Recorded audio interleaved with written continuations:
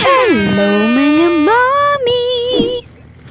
At ngayong araw nga ay magbubukas nga ako ng mga parcel. At nagkasabay nga itong dalawang in-order ko. Ito na nga yung una kong binuksan. At ayan na nga, umorder na nga ako ng mga face mask. Bumili pa rin kasi ako nito just in case kailangan. At si kuya nga sa school ay pinagsusuot pa din kasi namin ng face mask. Nauuso nga kasi yung sakit ngayon sa school nila. Kaya nga sabi ko sa kanya ay wag siya mag-aalis ng face mask niya. Hirap na nga kasi kung magkakaroon siya ng sakit. At ito naman nga yung susunod kong bubuksan. At ewan ko nga ba bakit Lazada yung plastic nito.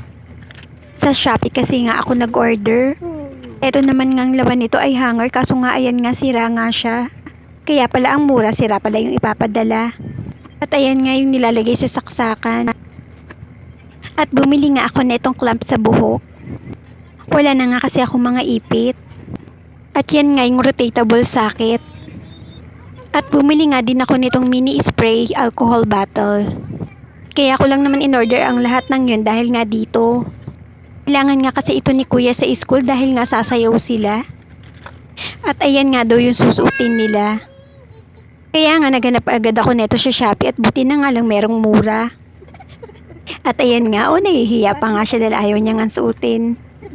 Wala nga siya magagawa kasi kailangan niya mag-participate sa school nila. At ito pa nga yung isa kong in-order. Minsan nga sinasabay ko lang naman yung iba pero isa lang talaga yung kailangan ko. Sayang naman kasi yung shipping fee.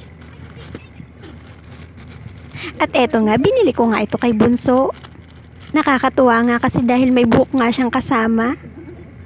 Isa nga itong antique hair dress, bonnet na may wig. Itong naka-braid na nga lang yung pinili ko kasi hindi na nga available yung isa. At eto talaga yung gusto kong bilhin para kay Bunso. Kasi nga ang hilig-hilig niya talaga sa pusa. At eto namang relo ay panre-regalo sana.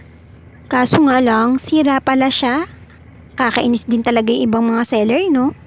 Hindi nga muna nila chinek bago nila ipinadala. Para sa exchange gift nga ito ni kuya, sayang naman. Di na rin nagre-reply si seller. At eto na nga yung binili kong clamp sa buhok. Super satisfied naman ako kasi nga maganda nga siya.